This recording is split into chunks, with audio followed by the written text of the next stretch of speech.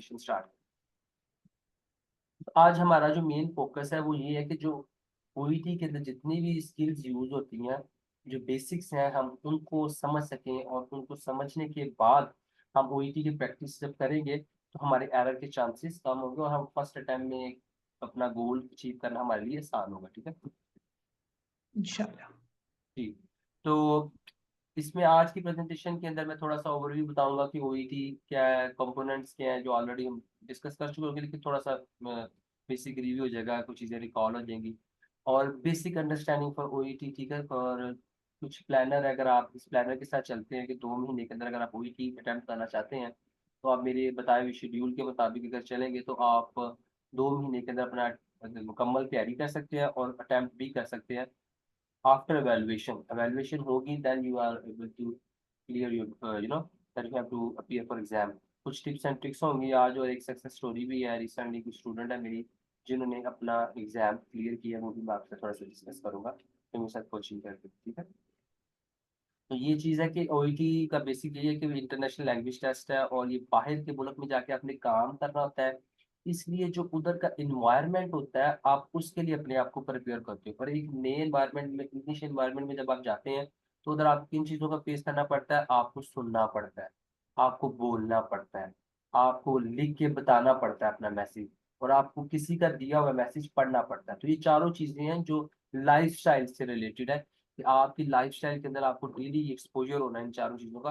तो ओईटी ये चीज़ें देखना चाहता है कि ये मेडिकल एनवायरनमेंट में ये जो कैंडिडेट है जो आना चाह रहा है बाहर के मुल्क में, वो इस काबिल है कि वो अपना मेडिकल एनवायरनमेंट में एडजस्ट हो सके। ठीक है, तो उसके लिए उन्होंने एग्ज़ाम डिज़ाइन किया है।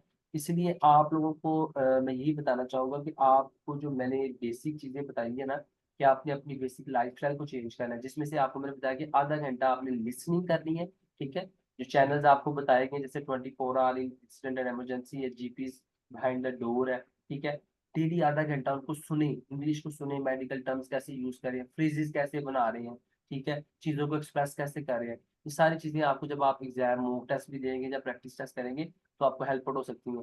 स्पीकिंग के अंदर भी जो आप सुन रहे हो वो कैसे बोलते हैं, आप भी वैसे बोलना शुरू फिर कर दोगे। और उसके लिए मैंने आपको बताया कि डेली आपने 15 मिनट जो है ना अपने कोलीग्स के साथ, अगर आपके नियर बाई कोलीग्स हैं कोई जहाँ पे आप ड्यूटी करते हो, जहाँ पे आप रहते हो, अगर आप उनके साथ इंग्लिश में डेली 15 मिनट स्पीकिंग कर सकते हो वेल एंड गुड। लेकिन जो आपका ये ग्रुप बनेगा, स्टडी ग्रुप बनेगा, अगर इसके अंदर करेंगे तो वो ज़्यादा अच्छा आपको रहेगा। आप सभी को आप एक ही गोल होगा ना आपका, तो आपको दोनों वाइजली टाइम दो एक दूसरे को। ठीक है, और रीडिंग का मैंने आपको बताया कि आपको आर्टिकल्स बताए हैं आपको। ये इसमें अभी तक के जितने भी एग्जाम हुए ना ओईटी के, ये ओईटी के टीचर्स बताते हैं कि 70% जो पेपर्स के टॉपिक्स होते हैं ना, वो एनएचएस हेल्थ और एबीसी हेल्थ वेल बीइंग, ठीक है, दो लिंक्स है वो मैं आपको भी शेयर कर दूंगा तस्वीर।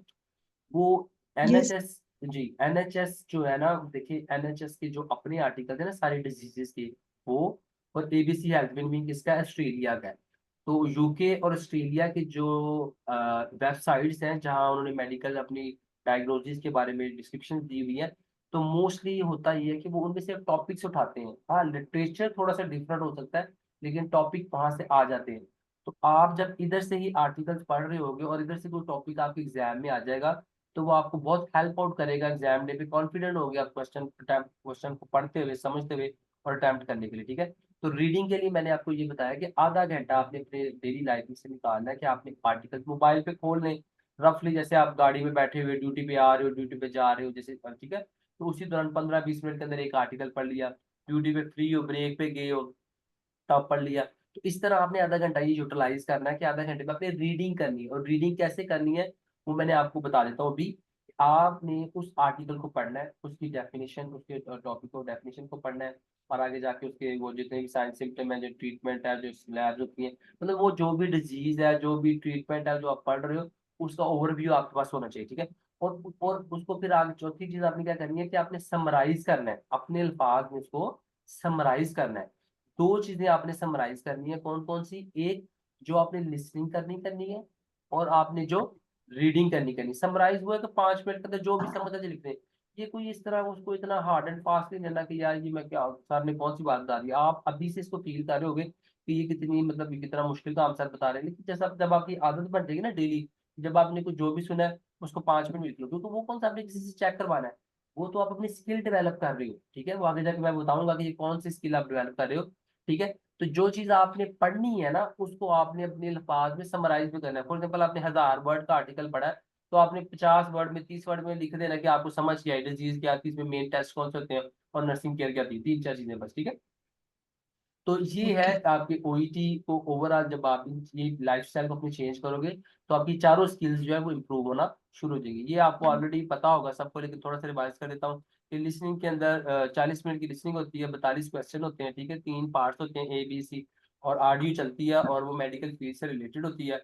हमने सुन के उसमें से जवाब ढूंढ हल करने थे, ठीक है। ABC जब आपकी वो मॉड्यूल आएगी तब आपको डिटेल में बता दूंगा कि लिसनिंग ए में क्या था, लिसनिंग बी में क्या था, लिसनिंग सी में क्या था। इसी तरह रीडिंग हमने कल डिस्कस किया था, तो वो आगे लाइक हम चलेंगे, लेकिन उसमें ये था कि रीडिंग के अंदर भी एक 60 मिनट का पेपर होता है, 15 मिनट का रीडिंग ये होता है, 20 ये होता है, और उसके अंदर 42 क्वेश्चन होते हैं, 3 पार्ट होते हैं। और ये भी आपके हेल्थ केयर जर्नल और मेडिकल कंसल्टेशन होती है, जहाँ से ये टॉपिक्स लेते हैं, ठीक है। राइटिंग के अंदर 45 मिनट की राइटिंग होती है आपकी, ठीक है। ये स्टेप वाइज होता है। ओईटी के अंदर भी आप सबसे पहले लिसनिंग होगा, उसके बाद रीडिंग होगा, फिर राइटिंग होगा, ठीक है। 45 मिनट की आपकी राइटिंग होगी, जिसके अंदर डिफरेंट टाइप्स के लेटर्स आते हैं, जो कि रेफरल हो सकता है, डिस्चार्ज हो सकता है, ट्रांसफर, एडवाइस या कंप्लेन लेटर, ठीक है। स्पीकिंग 20 से 25 मिनट की होती है, और इसमें एक इंटरलोकेटर होता है जो आपको के साथ रोल प्ले करता है। 3 मिनट्स के लिए आपको मिलते हैं कि आपने प्रिपेयर करना था अपने आप को, और उसके बाद 5 मिनट में आपने उसको डिलीवर करना होता है। जो इसमें इजी इसलिए होता है, आइल से डिफरेंट इसलिए है कि इसके अंदर आप कन्वर्सेशन करते हैं। अगर आप कोई बात कर रहे हो तो इंटरलोकेटर आपको जवाब देगा, आपको टाइम मिल जाएगा, आप अपने क्वेश्चन को फर्दर कैसे अपने स्टार्ट करें, वो चीजें सारी आपको सिखाई जाएंगी। तो आज जो हमारा मेन फोकस है, जो मेन चीज है जिसके ऊपर हम बात करना चाहते हैं, वो ये है कि आपको पार्ट्स ऑफ स्पीच आने चाहिए, टेंसेस आने चाहिए, टाइप्स ऑफ टेंसेस के बारे में पता होना चाहिए, टाइप्स ऑफ सेंटेंसेस के बारे में पता होना चाहिए, एक्टिव वॉइस पैसिव वॉइस के बारे में पता होना चाहिए, पैराफ्रेजिंग और सिनोनिमस लैंग्वेज के बारे में पता होना चाहिए, ठीक है। अब ये जो सारी जो मैं आपको फील्ड बता रहा हूँ, इन सब का रोल है हर पेपर में। जिस तरह पार्ट्स ऑफ स्पीच है, तो इसका बहुत ज्यादा रोल है आपकी लिसनिंग पेपर के अंदर। जो लिसनिंग ए पेपर है, लिसनिंग बी पेपर है, उसके अंदर इसका बहुत इंपॉर्टेंट रोल है, ठीक है। वो आगे जाकर आपको बताऊंगा। टेंसेस जो है उसका आपकी राइटिंग के अंदर बहुत इंपॉर्टेंट रोल है, ठीक है। टाइप्स ऑफ टेंसेस है, उसका भी आपकी राइटिंग के अंदर बहुत रोल है, ठीक है। आप जो प्रेजेंट में लिख रहे हो, पास्ट में लिख रहे हो, फ्यूचर में लिख रहे हो, जब आपको अंडरस्टैंडिंग होगी, अगर आप पास्ट का कोई वाक्य लिख रहे हो अपने लेटर के अंदर, तो वो कैसे लिखना है। अगर आप फ्यूचर में कोई रिकमेंडेशन कर रहे हो, तो वो आपने कैसे लिखनी है। अगर आप प्रेजेंट की वो चीज बता रहे हो, तो वो आपने कैसे लिखनी है, ठीक है। तो वो कब आपकी अंडरस्टैंडिंग अच्छी होगी, जब आपको टाइप्स ऑफ टेंसेस का पता होगा, ठीक है। फिर अगली बात है type of sentences. Type of sentences बड़ी इंपॉर्टेंट चीज है, बहुत सारे स्टूडेंट्स को इसके बारे में पता नहीं होता। तो टाइप ऑफ सेंटेंसेस के अंदर क्या आता है कि आप कितने टाइप के सेंटेंसेस होते हैं, जैसे सिंपल, कंपाउंड, कम्प्लेक्स सेंटेंसेस। जब आप इस चीज को समझ लेते हो, तो ये किस चीज में आपको हेल्प करेगा, ये आपकी राइटिंग में आपको हेल्प करेगा, ये आपकी रीडिंग में आपको हेल्प करेगा। दो मेन इसकी जो है, खासकर रीडिंग के अंदर, क्योंकि रीडिंग में बहुत सारे जो आपके क्वेश्चंस हैं वो आते हैं कम्प्लेक्स सेंटेंस में से। जब आपको अंडरस्टैंडिंग होगी कम्प्लेक्स सेंटेंस होता क्या है, तभी आप वो अपने क्वेश्चन रीडिंग के अंदर उस क्वेश्चन को आइडेंटिफाई करके उस आंसर को लोकेट कर सकोगे। एक्टिवाइज और पैसिवाइज आपकी राइटिंग के अंदर बहुत आपको हेल्प करता है कि ओईटी जो है ना, ओईटी के जो लेटर्स लिखे जाते हैं, ओईटी प्रेफर करता है कि आप अपना ज्यादातर जो डॉक्यूमेंटेशन है वो पैसिवाइज में लिखें। पैसिवाइज से क्या मतलब होता है कि पैसिवाइज में होता क्या है कि आप जो काम हुआ था, आप उस पे स्ट्रेस देते हो, जिसने काम किया होता है उस पे स्ट्रेस नहीं देते हो, मतलब उसको ज्यादा हाईलाइट नहीं करते। जैसे फॉर एग्जांपल अगर आप बोलो कि कादर पास दी कैलकुलेशन, ठीक है। तो इसमें कादर मैंने पहले बोला, ठीक है। अगर यही मैं लफज ओईटी पेपर के अंदर लिखूं, मैं लिखूं calculation was done, calculation was done. अब ये मैसेज डिलीवर हो गया कि कैलकुलेशन हुई थी, किसने पास की थी वो मैटर नहीं करता। कैलकुलेशन पेशेंट को हुई थी या मेडिसिन पेशेंट को हुई थी, तो मेन मेडिसिन उसके ऊपर फोकस है। इसलिए जब आप पैसे वाइज को समझते होंगे, तब आप अपने लेटर्स के अंदर क्या करोगे, इन चीजों को अच्छी तरह से डिलीवर कर सकोगे, ठीक है। लास्ट में आ जाता है पूरा जो आपका ये सारे पेपर्स के अंदर है, पैराफ्रेसिंग और सिनोनिमस लैंग्वेज। पैराफ्रेसिंग क्या आता है ये आगे जाकर मैं आपको बताता हूँ। तो ये समझ आ गया आपको, ठीक है। ये आपकी 1 2 3 4 5 चीजें हैं, ठीक है। 6 चीजें हैं। इसको आपने अभी आपने कोशिश करनी है अपने इनिशियल डेज के अंदर, अब आपने ना इस वीक के अंदर आपने इन चीजों को समझना है। आपको मैं असाइनमेंट भेजूंगा, उसके अंदर आप इन चीज़ों को डिफ्रेंशिएट करोगे, उस असाइनमेंट को हल करोगे, तब आपकी अंडरस्टैंडिंग भी डेवलप हो जाएगी और आपका कॉन्फिडेंस भी बिल्डअप हो जाएगा कि आपको अब ये याद है, भूलेंगे नहीं। ठीक है, तो सबसे पहले हम पार्ट्स ऑफ स्पीच के बारे में बात करते हैं। तो ठीक है, पार्ट्स ऑफ स्पीच का आपको पता होगा, इसमें नाउन होता है, प्रोनाउन होता है। थोड़ा थोड़ा सा डिफाइन कर दूंगा। नाउन किसी भी जगह का नाम, किसी भी चीज का नाम होता है, ठीक है। और प्रोनाउन क्या होता है कि वही जो नाउन है उसको जब आप रेफर करते हो तो उसको कैसे रेफर करते हो, जैसे I, you, it, we, us, them, those आप यूज करते हो, तो ये प्रोनाउन होते हैं। एडजेक्टिव क्या होता है, ये एडजेक्टिव और एडवर्ब ये बहुत इंपॉर्टेंट है, ठीक है, रीडिंग के अंदर। और एडजेक्टिव क्या होता है कि एडजेक्टिव डिस्क्राइब, मॉडिफाइज और give more information about a noun. तो जो नाउन और प्रोनाउन आपने यूज किया है, जब वो उसकी तारीफ को बयान कर रहा हो या उसकी वजाहत कर रहा हो बहुत ज्यादा, तो उसे एडजेक्टिव कहते हैं। जैसे कोल्ड, हैप्पी, यंग। अब कोल्ड सर्दी, ठीक है। हैप्पी, कौन हैप्पी है, ठीक है। यंग, कौन यंग है। तो इसी तरह जो नाउन नाउन की सिफ्त को, प्रोनाउन की सिफ्त को बयान करेगा, उसे हम एडजेक्टिव कहते हैं। वर्ब कहता है कि कोई एक्शन जो काम हो रहा था, जैसे प्लेइंग, रीडिंग, स्लीपिंग, ये सारी चीजें आपको आइडिया है कि हल्का सा रिवाइज करवा रहा हूँ। तो गो, स्पीक, ईट, लिव, ये सारे क्या है, वर्ब है, ठीक है। एडवर्ब क्या होता है कि एडवर्ब होता है जो वर्ब की शिफ्ट को बढ़ा रहता है। मतलब अगर फॉर एग्जांपल प्लेइंग हो रही है, ही इज सॉरी स्लीपिंग हो रही है, हाँ स्लीपिंग हो रही है, तो आप कह सकते हो कि ही इज अग्रेसिव, नहीं स्लीपिंग आप कह सकते हैं ही इज लेट स्लीपर, ठीक है, वो बहुत लेट से होता है, ठीक है। तो लेट क्या है यहाँ पे, लेट एडवर्ब है। एडवर्ब जैसे स्लोली है, जैसे वॉक है, वॉक वर्ब है, तो स्लोली क्या है, एडवर्ब है। तो जो ओईटी के जो आपके पेपर्स हैं, स्पेशली आपके रीडिंग और लिसनिंग के पेपर हैं, लिसनिंग के जो 24 क्वेश्चन आते हैं ना ए पार्ट के अंदर, उसके अंदर बहुत सारे क्वेश्चन होते हैं। जब आप सेंटेंस स्ट्रक्चर पढ़ते हो तो आपको समझ आ जाती है यहाँ पे वर्ब आना है, यहाँ पे एडजेक्टिव आना है, कि यहाँ पे एडवर्ब आना है। तो जब आपको ऑलरेडी पता होगा यहाँ पे आना क्या है, तो जब आप सुन रहे होगे तो आप पिक कर लोगे। लेकिन जब आपको सेंटेंस स्ट्रक्चर नहीं पता होगा कि सेंटेंस स्ट्रक्चर के अंदर वर्ब कहाँ पे है, नाउन कहाँ पे है, एडवर्ब क्या क्या होता है, तो फिर आपको वो एग्जाम डे पे पिक करना और मुश्किल हो जाता है, ठीक है। इसलिए इस चीज को समझना बहुत जरूरी है। प्रपोजिशन क्या होता है कि जो दो चीजों को आपस में जोड़ता है, जैसे at, on, in, from, with. Conjunction का भी सेंटेंसेस के जो कनेक्टर्स होते हैं, जैसे अब फैन बॉयज जिसे हम कहते हैं, जैसे एंड, और, बट, बिकॉज, यट, सो, ये भी आगे जाके आपको मैं बता दूंगा थोड़ा सा। इंटरजेक्शन क्या आता है, ये ओईटी के अंदर इतना इसका एक्सप्रेशन का यूज नहीं है, और ये अलाउ भी नहीं होता इस तरह के एक्सप्रेशन अपनी लेटर के अंदर यूज करना, ठीक है। तो ये थोड़ा सा पार्ट्स ऑफ स्पीच के बारे में हो गया। और इसको ये प्रेजेंटेशन, कल वाली प्रेजेंटेशन भी और ये वाली प्रेजेंटेशन भी मैं आप सबके साथ शेयर कर दूंगा। आज टाइम मिला, के मुझे टाइम नहीं कल मिला। तो आप इसको रिवाइज कर सकती हैं, ठीक है। आपको पार्ट टाइम मिलता है, इसको देखिए, इसको पढ़ें, इन चीज़ों को, ये क्या चीज़ें हैं। पार्ट्स ऑफ स्पीच की आपको अंडरस्टैंडिंग पूरी होनी चाहिए, ठीक है। ये भी वही चीज़ है आगे बताने के लिए कि नाउन को कैसे इस्तेमाल करना है सेंटेंसेस के अंदर। एडवर्ब जैसे मैं आपको बता रहा था, शी वॉक्ड स्लोली, तो शी वॉक्ड, वॉक्ड वर्ब है, स्लोली क्या है, एडवर्ब है।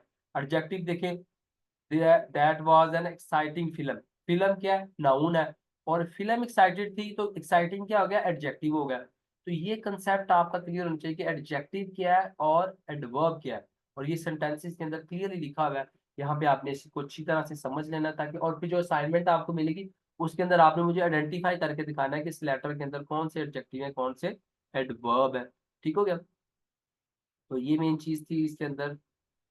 ये भी आगे वही चीज है, पार्ट्स ऑफ स्पीच को फर्दर थोड़ा सा और आसान से तरीके से करके आपको दिखाया गया है। लाउडली, द डॉग हाउल्ड लाउडली, तो डॉग हाउल्ड जो भौंक रहा था, वो लाउडली जो भौंक रहा, जोर से भौंक रहा था, तो जो लाउडली है वो एडवर्ब हो गया, ठीक है। ये दो मेन चीजों पे आपने काम करना है, एडवर्ब और एडजेक्टिव, इसका कंसेप्ट आपको क्लियर है। जैसे लिखा था caring father rock the baby, ठीक है। अब फादर जो है, फादर की सिर्फ को बताया जा रहा है कि वो केयरिंग था, तो केयरिंग क्या हो जाएगा, एडजेक्टिव हो जाएगा, ठीक है। अब आगे चलते ये 12 टेंसेस, ठीक है। इनको मैं ज्यादा डिटेल से भी नहीं बताऊंगा, ये आप लोगों ने खुद प्रैक्टिस करनी है, इसको याद करना है। सिंपल के अंदर क्या है, सिंपल प्रेजेंट होता है ही ड्राइव्स अ कार। अगर सिंपल पास्ट कर रहे हैं, ही ड्रॉव अ कार। अगर सिंपल फ्यूचर कर रहे हैं तो he will drive a car, ठीक है। तो ड्रॉव जो है वो पास्ट की सेकंड फॉर्म है ड्राइव की। और अगर आप फ्यूचर में लिखते हो तो फिर फर्स्ट फॉर्म में लिख देना है, he will drive a car, ठीक है। कंटिन्यूस फॉर्म में अगर लिखते हो तो इज आ जाएगा, प्रेजेंट में लिखोगे तो इज आएगा, पास्ट में लिखोगे तो वाज आ जाएगा, फ्यूचर में लिखोगे तो विल बी आ जाएगा, ऐड क्या हुआ है, बी ऐड हुआ। अगर कंटिन्यूस फॉर्म में आप लिखते हो तो ये बहुत जरूरी है, क्योंकि ओईटी के अंदर जब आपने प्रेजेंट कंटिन्यूस के अंदर लिखना है तो बहुत सारे टेंसेस ऐसे हैं जिनको आपने ही विल बी लिखना है, ठीक है। तो जो प्रेजेंट फ्यूचर कंटिन्यूस है वो क्या हो जाएगा, he will be driving a car. फिर आगे परफेक्ट प्रेजेंट परफेक्ट में आ जाए तो वो क्या है, he has driven a car, ठीक है। तो ये यहाँ पे हैज के साथ थर्ड फॉर्म आ गई। पास्ट में हैज की जगह हैड हो गया, ठीक है, past perfect, he had driven a car. तो यहाँ पे वही फॉर्म रही उसकी वर्ब की, और हैड लग गया बस पास्ट में। तो फ्यूचर में क्या होगा कि विल हैव आ जाएगा, ठीक है। हैव हैव विल के साथ हैव आएगा, he will driven a car, ठीक है। तो ये प्रेजेंट फ्यूचर हो गया।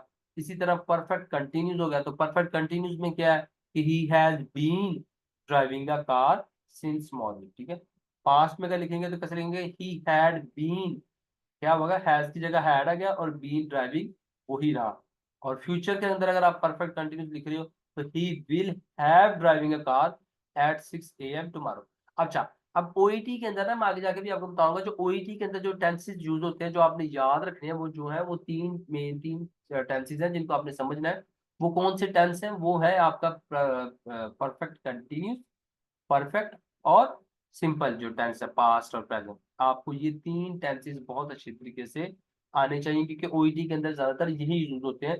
ये आगे जाके मैं आपको बताऊंगा, ठीक है। एक्टिवाइज और पैसिवाइज को हम थोड़ा सा रिवाइज कर लेते हैं। तो एक्टिवाइज में जैसे आपको पता है कि सब्जेक्ट पहले होता है, वर्ब आता है, फिर ऑब्जेक्ट आता है, ठीक है। जैसे एना पेंटेड द हाउस, ठीक है। अब इसी को हम अगर पैसिवाइज बनाते हैं तो ऑब्जेक्ट जो हाउस है वो पहले आ जाएगा, हाउस वाज पेंटेड, ठीक, हाउस इज पेंटेड। तो हाउस इज पेंटेड, एना निकल गई, आपके वर्ड भी काम हो जाएंगे और आपका फोकस भी हाउस पे होगा, क्योंकि कहाँ घर पे काम हो रहा है, ठीक है। पैसिवाइज को आगे जैसे बताया भी है कि ऑब्जेक्ट पहले आ जाता है, वर्ब फिर आता है, फिर सब्जेक्ट आता है। सब्जेक्ट आप ना भी लिखो, जैसे यहाँ पे लिखा है हाउस वाज पेंटेड बाय आना, तो आप लिख दो तो हाउस वाज पेंटेड बस, आना लिखने बाय आना लिखने की जरूरत नहीं, ओईटी के अंदर बता रहा हूँ, ठीक है।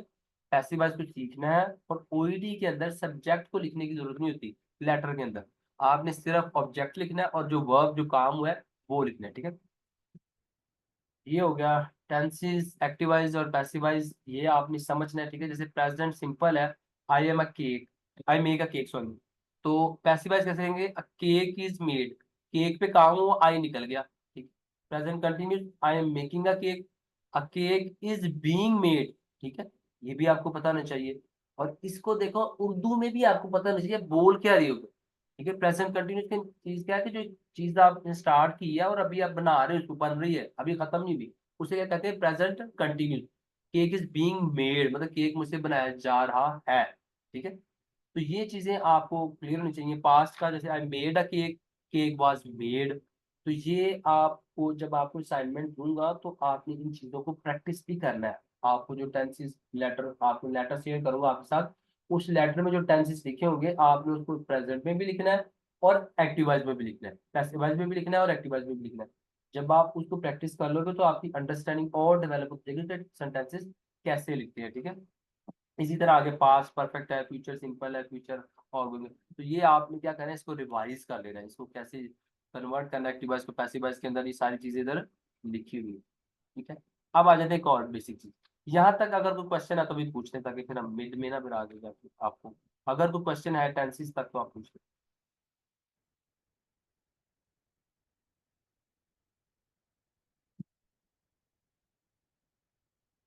नहीं, चले ठीक, चले आगे आ जाता है सिंपल कंपाउंड और कॉम्प्लेक्स सेंटेंस, ठीक है। ये भी बहुत इंपॉर्टेंट है, स्पेशली रीडिंग के अंदर इसका बहुत रोल है और इसका रोल राइटिंग के अंदर आपके अंदर, ठीक है। तो आपको पता होना चाहिए कि टेंस कितने किस्म के होते हैं, जो स्पेशली सिंपल कंपाउंड और कॉम्प्लेक्स है। सिंपल सेंटेंस की क्या बात है जी, कि सिंपल सेंटेंस में होता है कि it rained for 3 days, full stop. जहां पे फुल स्टॉप आ जाता है एक सेंटेंस खत्म हो जाता है। तो जो एक फुल स्टॉप आता है, एक सेंटेंस आप स्टार्ट करते हो और फुल फुल स्टॉप लगाते हो, तो वो जो उसके दरमियान जो इंफॉर्मेशन लिखी हुई है वो सिंपल है, वो कंपाउंड है कि कम्प्लेक्स है। फॉर एग्जाम्पल ये जो अगर मैं इसको पढ़ूं तो ये दो सिंपल सेंटेंस लिखे हुए हैं, it rained for 3 days, the street in my neighbour flooded. अब इसके अंदर उसने जो अपना उसका सोच है, जो आइडिया है, रेन और गली, ठीक है। उसके बारे में उसने बात की है। अब उसको उसने 2 सेंटेंसेस के अंदर लिख दिया, ये ठीक लिखा है, इसमें गलती नहीं है। लेकिन ओईटी के अंदर जब आप कंपाउंड सेंटेंस बनाते हो तो आप अगर इस चीज को साथ जो जोड़ते हो वो किस तरह जोड़ते हो और किस तरह लिखते हो, ये में आ गया। कंपाउंड सेंटेंस में लिखा हुआ है it rained for 3 days so the street in my neighbour flooded. ठीक है, तो कंपाउंड सेंटेंस लिखते वक्त क्या है कि जब दो आइडियाज को आप साथ जोड़ते हो तो आप जो कनेक्टर यूज करते हो, जैसे यहाँ पे सो है, वो सिचुएशन के लिहाज से ठीक होना चाहिए। ठीक है, वो आगे जाके आपको सिखाया जाएगा। यहाँ पे सीखने की क्या चीज है कि कंपाउंड सेंटेंस ऐसा होता है जहां पे दो चीजें आप साथ जोड़ देते हैं, लेकिन वो दो चीजें एक दूसरे से लिंक्ड होनी चाहिए। ऐसा नहीं कि आप मेडिसिन की बात कर रहे हो कि patient has been using paracetamol, he was performed test ECG. अब ईसीजी और पैरासीटामोल का कोई लिंक नहीं है आपस में, ये मैं आपको अभी से सिखा रहा हूँ। ओईडी के अंदर जब आपने कंपाउंड सेंटेंस लिखने हैं तो वो आपस में लिंक्ड होने चाहिए। जैसे मेडिसिन का लिंक क्या है, सिम्टम्स के साथ है। Patient was febrile so she has taken the paracetamol, मतलब फेब्राइल था इसलिए उसने पैरासीटामोल, तो ये आपस में लिंक्ड है। ये चीजें आपको अंडरस्टैंडिंग होनी चाहिए। ठीक है, सिंपल और कंपाउंड सेंटेंस की आपको समझ आ गई होगी। ठीक है, अगर कोई क्वेश्चन हो तभी पूछ लो, सिंपल और कंपाउंड सेंटेंस।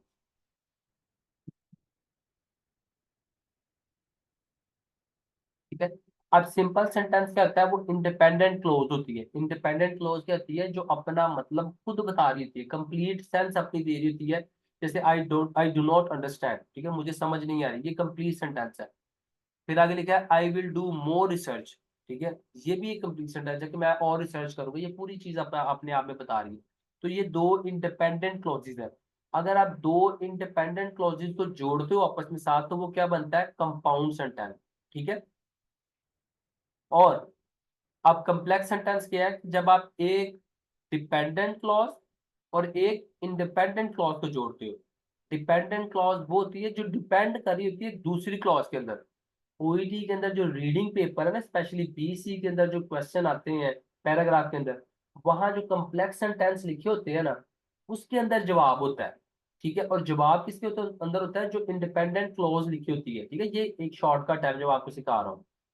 रीडिंग बी और सी के अंदर जो पैराग्राफ होते हैं उसके अंदर जो कम्प्लेक्स सेंटेंस लिखे होते हैं, सॉरी, उसके अंदर जो इंडिपेंडेंट क्लॉज आती है, मोस्टली जवाब उस थीम के अंदर होते हैं कि उसके अंदर थीम क्या दिया हुआ है, आइडिया क्या दिया हुआ है। जैसे यहाँ पे देखें, यहाँ पे लिखा है कि when the cake is brown remove it from the oven. तो जो remove it from the oven है, जो क्वेश्चन बना होगा हो सकता है वो ओवन में से हो। क्वेश्चन लिखा हो कि केक की किस कंडीशन को जो होता है ना वो देख देख के उसी चीज में रिप्लेस किया जाता है। ठीक है, तो आंसर कहीं लिखा होगा ओवन। तो इस तरह क्वेश्चंस बनते हैं। ठीक है, आपको पहले अंडरस्टैंडिंग होनी चाहिए कि एक सेंटेंस के अंदर डिपेंडेंट क्लॉज कौन सी है और इंडिपेंडेंट क्लॉज कौन सी है। जो डिपेंडेंट क्लॉज होती है वो डिपेंड कर रही होती है दूसरे के अंदर। ठीक है, ओईटी के जब आपके साथ मैं बीसी प्रैक्टिकली करूंगा तो फिर आपको उसके अंदर भी समझाऊंगा कि डिपेंडेंट क्लॉज कौन सी है। और अभी आपके लिए सिर्फ बेसिक कंसेप्ट लेना जरूरी है कि डिपेंडेंट क्लॉज कौन सी है और इंडिपेंडेंट। अब केक जो है वो डिपेंड कर रहा है ओवन के ऊपर। ठीक, when the cake is brown. अब when the cake is brown इसकी अगर आप सिंपल में आपको बताऊं when the cake is brown, तो आपको ये क्या बता रहा हूँ, इसका मतलब क्या है। ठीक है, इससे समझ नहीं आपको आ रही। लेकिन जब मैं आपको दोनों चीज साथ जोड़ के बताऊं कि when the cake is brown remove it from the oven, तो आपको समझ है कि अच्छा केक ब्राउन हुआ है तो फिर ओवन में से निकालना है। ठीक है, तो sometime comma separate the clause. तो जो कोमा होता है ना वो मोस्टली जब आप एक थॉट को दूसरी थॉट के साथ करें तो आपने इसको फैन बॉयज के साथ और कोमास के साथ मैच करते हैं, आगे जाकर आपको राइटिंग में सिखा दिया जाएगा। तो आपने जो प्रैक्टिस करनी है आप खुद भी इसको सर्च कर सकते हो, नेट पे पढ़ सकते हो, लेकिन आपका कंसेप्ट क्लियर होना चाहिए कि सर हम कंपाउंड इसको सेंटेंस ऐसे को। भी लिख सकते हैं। हाँ जी, सर हम इसको ऐसे भी लिख सकते हैं, the cake is brown after removing from the oven. हाँ जी, बिल्कुल बिल्कुल। नहीं नहीं, यहाँ आफ्टर रिमूविंग नहीं, the cake, the when the cake is brown remove it from the oven. ठीक है, जब ब्राउन होगा ओके। तब हमने ओवन में से निकालना है। अगर आप जो आप चीज बोल रहे हो ना वो कह रहे हो कि the cake is brown so it is remove from the oven. The cake is ठीक ब्राउन है। सो, आफ्टर नहीं कह सकते। ठीक, जी आप जी। ओवन में से तब निकालते हो जब वो ब्राउन होता है। आप ये कह सकते हो हम्म। कि after the cake is brown it is remove from oven, ठीक है, इस तरह का वो डिफरेंट चीज हो जाएगी, ठीक है। तो यहाँ पे मेन चीज सीखने वाली क्या है, सीखने वाली चीज क्या है कि जो डिपेंडेंट क्लॉज क्या होती है और इंडिपेंडेंट क्लॉज क्या होती है। जो डिपेंडेंट क्लॉज होती है वो डिपेंड करी होती है इंडिपेंडेंट पे, ठीक है। आप जब आपने अभी आपके साथ लेटर में शेयर करूंगा कोई कल, तो आपने उसमें से यही चीजें ढूंढनी है कि इसमें डिपेंडेंट क्लॉज कौन सी है और इंडिपेंडेंट क्लॉज कौन सी है। आगे आ जाता है कंपाउंड कम्प्लेक्स सेंटेंस। तो कंपाउंड कम्प्लेक्स सेंटेंस होता है कि ये आप उर्दू के अंदर यूज कर सकते हैं, लेकिन कम कीजिएगा, क्योंकि इसके अंदर अगर आप गलती कर देते हैं तो आपके मार्क्स कर सकते हैं। जैसे इसमें आप देखिए compound complex is the combination of at least to independent clause and one dependent clause. अच्छा, मुझे स्टूडेंट्स कौन कौन से अवेलेबल है मैं उनसे पूछ लूँ। हाँ जी सिस्टर सना, मुझे बताइएगा कि ये डिपेंडेंट क्लॉज क्या होती है और इंडिपेंडेंट क्लॉज क्या होती है।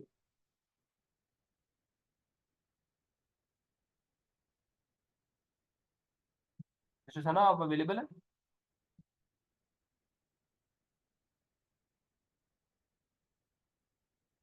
चलिए सिस्टर सुमेरा आप बता दो।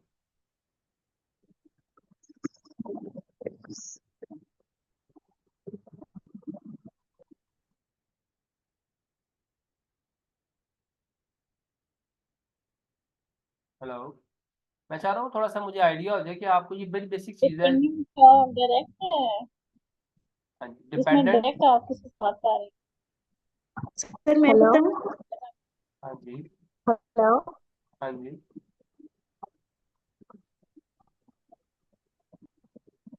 चलिए सिस्टर तस्मिया आप बता दें डिपेंडेंट और इंडिपेंडेंट क्लॉज के बारे में। सर आपने जैसे हमें बताया कि इंडिपेंडेंट सेंटेंस वो होगा जिसमें हम उसके साथ कनेक्टर्स यूज कर देंगे। एक सेंटेंस है हमारे पास, उसको हमने जब उसको हमने नहीं नहीं आप नहीं समझे, मैं बड़ा दोबारा करना बताता है। हूँ। अब मेरी बात दोबारा सुन, ठीक है। जी जी। सबसे पहले जी सोचने जी। की समझने की जरूरत है कि सेंटेंस क्या होता है। सेंटेंस क्या होता है जिसके अंदर नाउन होता है, वर्ब होता है और ऑब्जेक्ट होता है, ठीक है। एक सेंटेंस जी जब जी। स्टार्ट होता है और जहाँ पे फुल स्टॉप आप लगाते हैं वो एक सेंटेंस होता है, ठीक है।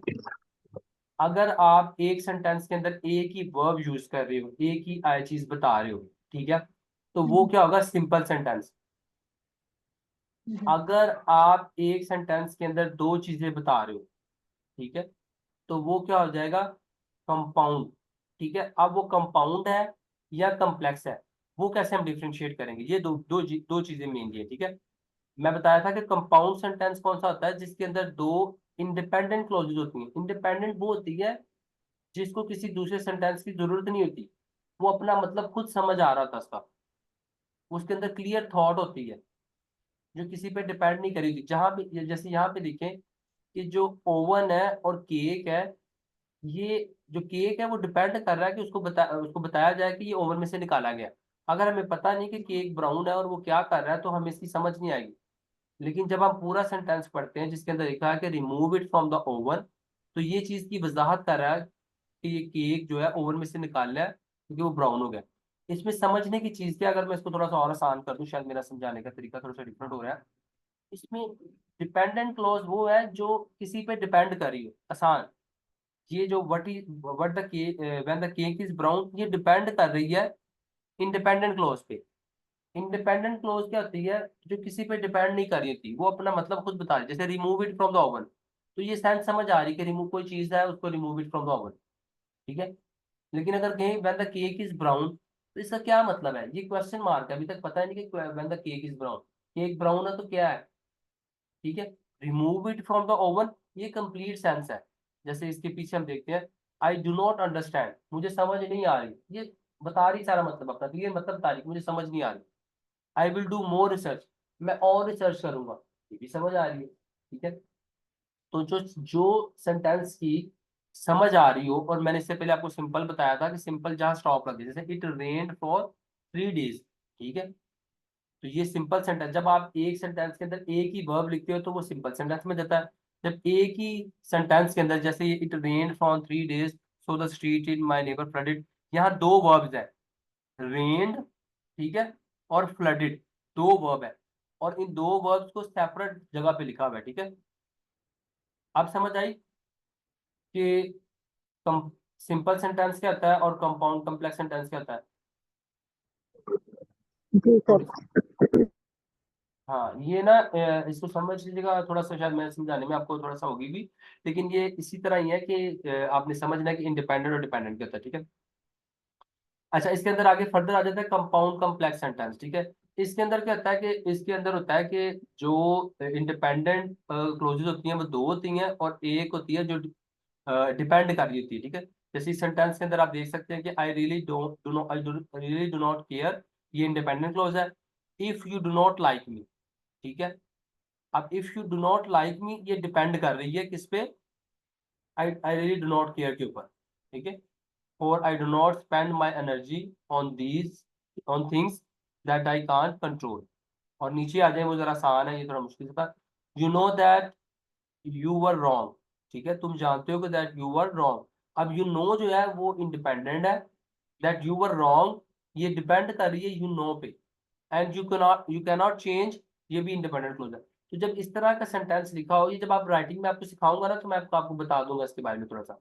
तो ओईटी के अंदर आपने कैसे कम्प्लेक्स सेंटेंस लिखने हैं, तो जो दो इंडिपेंडेंट क्लोजेज हो और एक डिपेंडेंट हो, तो कंपाउंड कॉम्प्लेक्स सेंटेंस लिखते हैं। ये ओईटी के अंदर आपने कम लिखने हैं ताकि आपकी गलतियां ना हो। फिर आगे ये फैन वर्ड्स आ जाते हैं, ठीक है, ये फॉर एंड नॉर बट और सब इन चीजों के बारे में आप पढ़ लीजिएगा। ये तीन सेंटेंसेस है, मैंने आपको पहले भी बताया था, प्रेजेंट परफेक्ट, पास्ट सिंपल, ये ओईटी के अंदर यूज होने हैं, ठीक है।